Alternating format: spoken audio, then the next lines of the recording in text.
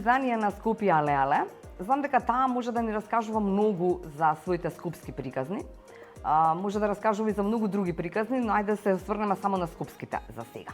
Здраво живо за Дунавка Трифуновска, добре ни дојде во Скопје але. Добре ве најдов. Како си, дали си добро? Супер сум. Супер. Да, иначе ми беше неостварена желба. Скопје але? Да. Па ти само кажи. Па нема за Скопје ни една убава приказна повеќе. Така е, да. Да, така да. Како ти би ја започнала својата скопска приказна? Еве јас ако те оставам да раскажеш, што прво би кажала? Значи од кога се сеќаваш на таа своја скопска приказна? Може би и од раскажувањата на твоите. Па искрено јас никогаш не ми се толку многу важни впечатоците на другите, колку што ми се моите. Твоите. Да. И може после да си направам некој микс со сето тоа. Ама ако ме прашуваш за Скопје, јас сум скопјанка.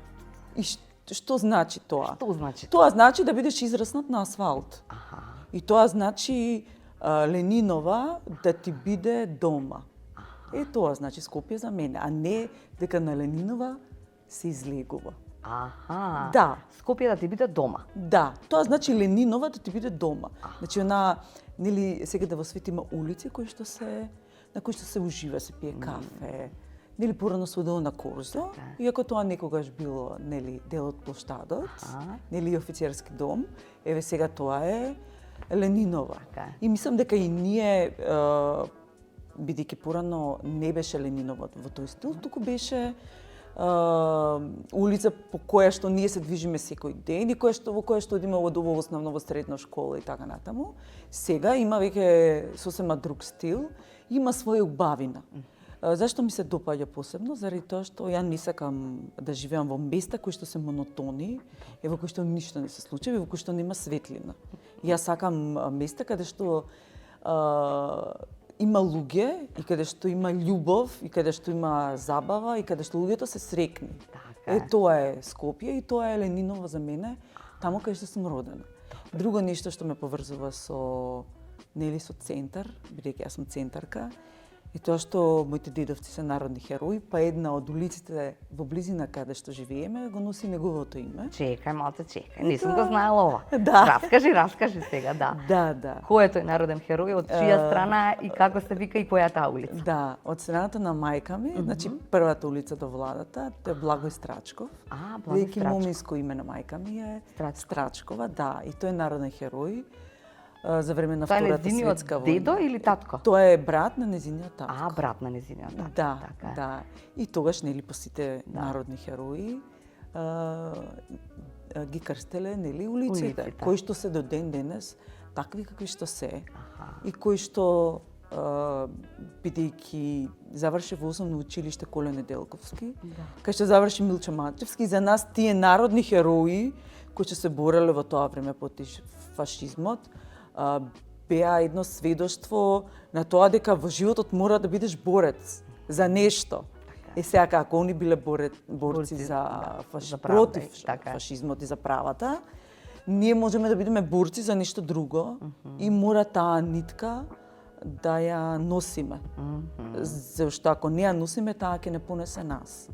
Ако ќе не понесе нас, тогаш можеме да се изгубиме во приказната и да станеме жртви на системот во кој што сме. И затоа, еве јас и ти, сите ние, барем сме на површината и не дозволуваме ништо и никој да не потопи. Да не однесе. Да не однесе, така е, да. И тоа е денеска борба, но во креативна смисла. Така е, да.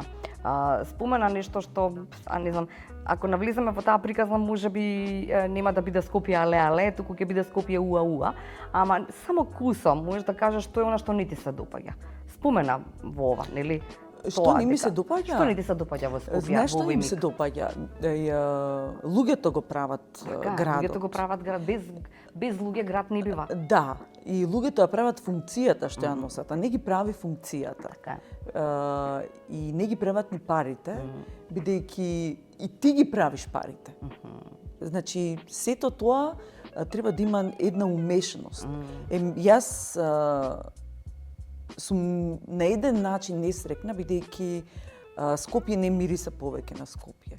Заради тоа што во него се на функции луѓе кои што не го сакаат Скопје, кои што не излегуваат на кафе во Скопје, кои што не се дружат, кои што не доаѓаат воопче на колаче или на боза, кои што не го живеат тој градски стил на живот, поради тоа, поради некоја нивна функција, него се затворени во некои нивни канцеларии.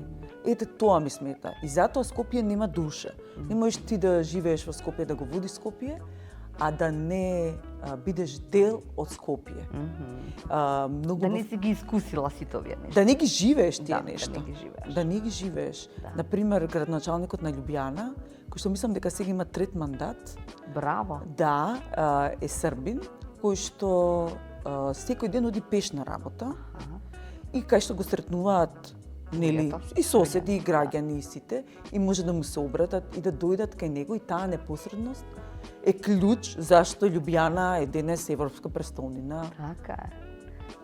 И на зеленилото, така и на културата, и мислам дека сега и на образованието. И мислам дека кај младите е број еден по избор на образование, бидејќи се многу слични по начинот на живот. Да, и концептите, и стилот на живот, и местото е помало, и баш живеат, нели, покрај тие имаат река, баш живеат на тој начин. Значи, да бидеш близок до луѓето. И тоа е некој клjuč на успехот, кој што мислам дека треба сите ние да го искористиме еве сега, барем на следните избори, зашто мислам дека ние имаме моќ. Како граѓани. Да, особено сега од кога сме во дигитална ера и особено кога нашите генерации не се тивки, него сме гласни. Така е. Да. И може да кажеме але. Да.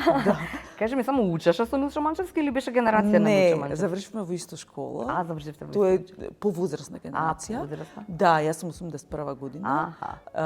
Во наше време, да кажам, и во негово време немаше мишење на генерација. Не. Значи си имаше джуниор, да, си имаше джуниор и си имаше сениор. Сега кога излеземе, нема джуниор и сениор, че све исто, да. Сите сме на исто место. Така е. Што е она што е различно, спомена, нели, таа борбеност, таа борба која што во наводи борба за доброто, борба за нешто да направиш од себе самиот. Е она што го научи, да речеме, во Коле Неделковски за почеток. Не знам, кои се работите на кои што се сеќаваш, како пријателства, како игри, како дружење? Да, имавме многу голема почит спрема учителките и професорите. Значи тоа беше една култура која сите имавме од дома. Значи имавме здраво почит. А тие без разлика, бидејќи секогаш имаше и деца и на луѓе што се на функции, на познати доктори, и без разлика што тие не вложуваат толков труд колку што вложуваше некој друг, тие секогаш беа реални и кажува, оваа петка не е иста со оваа петка. И тоа едноставно тоа се знаеше дека тежината на нештата не се исти, дека има некој ред и некој критериум. И така остана до ден денес. Јас на сите викам, каков си бил во основна школа, таков ќе бидеш и во средна школа, и на факултет, и понатаму во животот. И секогаш кога одам надвор, дали сме на некој кастинг или снимање или некој избор, има милион убави девојки. Но културата победува. Јас на сите им кажам дека културата победува. Непосредноста, разговорот, бидејќи фотомоделот е едно, но личноста е нешто што е сосема друго. Така е. Не дека ние сме совршени, дека немаме слаби моменти или слаби точки или момент на слабост. Не, но суштината е тешко да се задржи, ама не е невозможно. Да. Кога беше во Коле Неделковски, посака тогаш да бидеш манекенка? Така се види или нешто друго сакаш? Не, мајка ми е прва генерација на југословенски манекенки. Таа е приказна, ја знам. И тоа ми од дома мене. Да, и ја дома живеев со 50 пара на чивли? Да. И јас научив се од мајка ми. Како нештото треба да биде спакувано, стокмено, како треба да се нашмикаш. Значи, се научив од нејзе. Бидејќи она и пред да се повлече, имаше и 2 своји модни ревии. И јас го живеев тој живот и за нас, и за мене, моделството беше некој логичен след на нештата. И не беше за моите ништо ново, а и имав поддршка од моите родители. И тоа е клучно за се. Подоцна преовлада медицината. Да, ама јас има време кога е време за медицина, има време кога е време за мода. Има некои шанси во светот кои не смееш да ги пропуштиш. Значи едноставно тие ја храна душата и не си ист после тоа. Да. Која е првата модна ревија на која што присуствуваше? Кој е првиот кастинг на кој што сега се сеќаваш ли? Каде ги учеше чекорите, да речеме, во тоа, или научи многу од дома, па потоа не ти требаше некој кој што дополнително ќе те учи? Имав искуство од дома, Добре. а подоцна на 14 години, за моја среќа, дојде Марко од Белград и работеше, тогаш имаше многу популарно списание Теа. Да. И таа. Добро, се сеќавам. Да, и таа организираше избор на модели од 14 до 18 години. И јас веднаш се пријавив и влегов, мислам дека во првите 30. Тие кога бев многу мала, 14 години, за елит, за агенција во која што работат Синди Крафорд и Наоми Кемел, е стварно мала возраст, ама клучна. Да научиш многу работи од Марко. Марко до ден денес работи, живее во Белград и се гледаме Добро. на Белград Fashion Week. Браво. И тоа е неверојатно, заради тоа што тоа за Марко е животна професија. Да. И од Марко многу работи научивме. Во тој избор тогаш победи Весна Додевска. Се сеќавам. Да. Весна е некаде во Лондон? Весна е мажена во Лондон и таму работи. Да, али Весна беше стварно грација и до ден денес е грација. Мислам, да. Ние бевме малолетни, ама тука бевме и учевме многу. И баш мислам дека имавме една многу добра професорка која што ни викаше: вие македонките имате проблем со косите. И стварно беше така. Со косите? Да. Ова не сум го чула. Да. Значи значи постојано мора да ќе одите на фризер секоја недела. Да, пошто белграѓанките за тоа се Они се фрик. Да, и на секој чекор у Белград има фризерски салон. Мислам како сега што е кај нас. Да. Али ние тогаш тоа време кога девојчиња, нели ние дома све. Види, ние имавме некои, не знам какви избори, има можности да речеме. Така, нели? Апсолутно Кај ќе отидеш не. во тоа време? Не. Таа титката ќе ти направеше евентуално оние, како се каже, ладна. Да, или не знам, ќе ти свиклери ќе ти ја извитка косата и тоа е тоа. Ама јас отидов за матурата кај Серги на 18 Добро. години и Серги ми направи една страшно добра пунџа.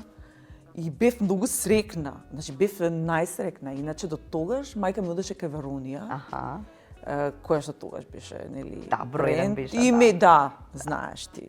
И тогаш и мене ме средуваше и мене ми беше многу ретка косата, па после со третмани со оно нешто ми се згусна, ама ете се изборивме некако. Да, и со тоа. Да, јас имам една предност што ја многу слушам. Ако тоа не изгледа така. Ако изгледам дека сум ја бунтовник, дека никого не слушам, дека сум вообразна, не, ја многу слушам. Да. Што послуша од тие совети? Па послушав дека мораш да се негуваш. И дека мора да внимаваш што јадеш, да не се прејадуваш и да држиш, да имаш свој став. Да. Свој став воопшто, не само во однос на модата, не зборуваме. Да, дека не мора се во животот да прифаќаш, дека има моменти кога треба да кажеш не, значи можам тој модел да не го носам ако не ми се допаѓа. Да, ако не се чувствувам јас окей, можам и да не го носам. Ако јас се чувствувам спремна дека можам да го носам тој модел, кој што например е разголен, тогаш е окей. Например, јас прв пат носев разголен модел во Белград, на Белград Fashion Week, затоа што јас чувствував дека е време за такво нешто, без разлика што тоа кај нас беше просто невозможно. Мислам дека и во тоа време се поклопи Playboy, што беше нешто као too much. Ама едноставно тоа е многу убав спомен, затоа што тогаш си некако најсозреана, најубава.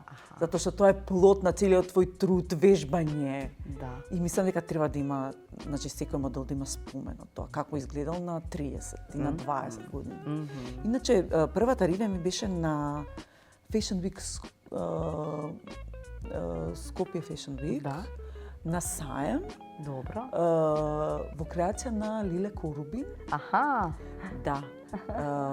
И тогаш што работувавме со Виктор Шевиньон и носев некои страшно добри италијански чизми, а Лили имаше некоја страшно добра креација и шорцевите, можам да ти кажам дека ги носам до ден денес. Ај, браво. Тоа што сум истата, тогаш имав 18 години. Ај. Да. И сега тоа сакам да те прашам. Тогаш, освен што немало фризери такви, од таков калибар. Не, сега секој Така да, не дека немало, туку нели немало тој калибар, потоа се создаваа, нели, Да. брендови да речеме од Така фризери или од така стилисти, е, така. така е. Но немало и уште нешто, се вика фитнес. Да. Место кај што можеш да вежбаш. Многу добро прашање. Каде во Скопје вежбавте сите вие кои што требаше Многу да добро изгледате прашање. топ? Многу добро прашање. Немаше ништо. Нели? Да, ама имав среќа што со мајка ми работеше сопруг на директорката на Ребис во тоа време. Добро. А инаку собственичката е Гордана Дејан. Гордана Да. Дејан, новосеѓанката, да. И јас имав среќа, пошто одев чисто кај мајка ми на работа во здравствен дом, да го запознам Џоле и да знам дека жена му има студио за балет, за модерен балет. Така, да. Да. Модерниот балет има многу голема конекција со модата. Значи многу, особено сега. Во однос на држање, во однос на во така, однос во однос на одење, во работа однос со на- камера, Така. изглед, гестикулации. Добро, после учи човек Така. да зборува и сето Да. тоа. И тоа е едно исто, огромно школа. Тоа немаме кај да го научиме. А ова, Гордана Дејан беше многу отворена спрема нас и многу ни беше посветена. Она беше во тоа време првак во Југославија, во модерен балет, а и некој исто медицинско лице, и она е стоматолог. Само што она никогаш не се занимавала Никогаш со не, стоматологија, така. бидејќи станува првак во Југославија во модерен балет и отвара своје студио и нели се заљубуваат во Кили. Да, во Кили доаѓа во Скопје. И доаѓа во Скопје и ние со неа многу работевме. Јас од 18 години работам во македонска телевизија. Значи работевме тогаш и за забавната продукција. така. Да, имаше фантастични новогодишни програми, имаше фантастични забавни програми и народни забавни. Имавме, например, настапувавме со Дарио, со Ребека, со Брейк. Дари имаше фантастични јубилејни концерти тогаш, се сеќавам. Така да со Гордана ние многу работевме, јас таму го научив целиот тој стил на живот. И бидејќи пола од модерниот балет е всушност и гимнастика. Да, и види, ако ја видиш Гордана Дејан денеска, она е иста. Исто како тоа е- ти во шорцото до 18. Како ја во шорцот, да. Тоа е мукта на балетот. И сите балерини се исти. Да. Значи, тоа е мукта на балетот. Балетот е многу мукна приказна. А мислам дека и ќерка ти е балерина? Беше некогаш, сега више не. Не, па сега гледам више на не. сниката на Вибер Да. дека е балерина. Да, Ама беше добро, некогаш. битно е... Да, беше некогаш во таа приказна. Да, битно е составена. Така. Мислам, ви тоа е многу убава приказна. Многу добра. Заради што таа дисциплина немаш никаде да научиш. А Така е. таму учиш дисциплина по 2 сати на ден на крвнички. Да. Со тоа што ја бев не бев воопшто најдобра, како сега кога ми кажате, топ 30. Ја кажам, добро, не сум топ 3, топ 20 сум. Добро. Ама тогаш бев стварно кога отидов, ја многу тешко се опуштав пред камера. Многу тешко и многу бев срамежлива. Ја бев страшно срамежлива. Страшно. И предност ми беше тоа што нели во манекенството не се зборува. Да. И бев многу и многу бев многу повлечена. Да, и учителката од градинка и кажуваше на мајка ми, кај ќе ја оставиш, таму ќе ја најдеш. За разлика од денес. Што не може да те остават на место и таму да се најдат. Не. Знаеш што гледам дека имаме уште само 7 минути до крајот на оваа твоја приказна. Знам дека ни требаат уште неколку вакви приказни за да ги раскажеме, можеби дел од приказните твои, но ајде да се задржиме на нешто друго што се вика излегување. Спомена, нели, приказната за Скопје, приказната за тие градски ликови е некако за мене врзана за приказната на кафе, на дружење, нели, која ми се чини дека нема град во светот во кој што тоа на кафе не значи ајде да се видиме, ајде да помуабетиме, ајде да ти кажам што имам да ти кажам, ајде да размениме нешто, нели, како искуство, да ти споделам нешто убаво, можеби и лошо, да побарам совет. Каде во градов се ти било убаво, да речеме? Кои се тие, освен Ленинова сега спомена, така и на почетокот на приказната? Кои се местата други кои што ти се вака врзани во спомени за разни приказни такви? Не само на кафе, туку на излегување, на муабетење, на уживање. На уживање, да. Нашата генерација го имаше хард рок. Во зима. Мене ми е хард рок најубаво, не знам за тебе, јас го обожавам. Исто и јас. Многу. Да, во зима ни беше хард рок. Да, една совршена приказна. А во лето ни пише Кабрио. Да, и тоа е тоа. Подоцна војко ми ја отвори Маракана и првиот го отвори ресторанот, па ноќниот клуб. Инаку не дека моите нешто многу така беа, дека ме пуштаа да излегувам. Не те пушта? Не. Не, моите... Како не те пушта? Не, па татко ми пред диско ме чекаше. Значи, јас на сите им кажувам, значи, вие на 14 години, И може и дека работеше татко ми таква една специфична професија во тоа време. Не, мајка ми, нема шанси. Јас ја молев да излезам. Значи, баш тогаш имаш од Каролина писна мамо пушти ме. Тоа беше нашата генерација. Не пушта воопшто, значи 14 години. Ма на тоа ниво ни татко ми ме чекаше пред диско и мајка ми, луѓето не лекнуваат додека ние не дојдеме. Така, добро се сикаме на таа приказна. Кај мене мајка ми си легнуваше, татко ми не чекаше. Кај мене обратно. Добро. И татко ми, значи, ќе доеше пред диско, пошто он е таков ног на птица и него не му беше тешко. Да дојде, да те почека. Да. А пошто војко ми имаше Маракане, кој исто во парк и лето тука ја кај дедо ми, па кај војко ми. И под контрола мора да си. Под контрола војко ми беше грб и со братучетка ми, пошто ние сме генерација, и излегувавме во Кабрио и Кабрио ми е најубавата приказна воопшто. Значи, имаше тогаш базен, баш на МТВ беше Бевер Хилс. И ја бев заљубен од Дилан и тоа Кабрио ми беше иста приказна. Како во Бевер Хилс? Како во Бевер Хилс, да. И фала Богу, имавме супер. Да. Имавме супер детство и младост. Да, и тоа е нешто многу важно. Ние живеевме безгрижно. И не бевме оптеретени со ништо. Ништо ќе облечеме и дали ќе се нашминкаме и како ќе се нашминкаме. Не се делевме по ништо. Кога почна да се оптеретуваш со тоа? Како ќе изгледаш? Кога почнав? Кога стана дел од модниот свет или кога мама ги извади 50 парачевли дома? Не, почнав, знаеш како, бев сигурна дека се што на мајка ми е мое. Ти не ја праша. И до ден денес така идам на таа карта, на таа девиза. Па вика, да, се што е твое, мое. Да, тоа сум ја. Значи, на таа девиза уште така се подпирам. А инаку во Ребис имавме наш костимограф и во македонска телевизија имавме наш костимограф, имаше таму и шминкери и стварно не се грижевме за ништо. И баш тоа му кажав на дечкото кога влегов во студијата, че сега се правам сама. И стварно ми е се мачам. Да. Искрена да бидам. Значи, се правам, немам асистент. Леле, све правам сама. Значи, обитките нам сама да си ги купавам. И надградбата сама. Значи, све правам сама. Не ме смеј сега. Стварно, да ти кажам, и некогаш ми е стварно многу тешко. Ама што има врска? Добро, после кога ги си видам на слика, викам, добро, вредало. Гледаш? Да. Ама никој нема да ти одбера така како ти што можеш да си одбереш. Добро, да, ама стварно е напорно. Напорно е, ама сега, тоа е тоа. Да, баш ка Скопје настанува напорно кога треба да шеташ по него и да бараш некои работи. Да. Да. Што е следно, прашувам сега. Имаш некоја нешто, не знам. Па не знам, Белград Fashion Week, например. Аха. Да, тоа ми е. Следно, види, значи, имам 44 години. Па што? Па добро, мислам, сега гледам дека на Fashion Week кај нас 90% од учесниците се студенти. Добро.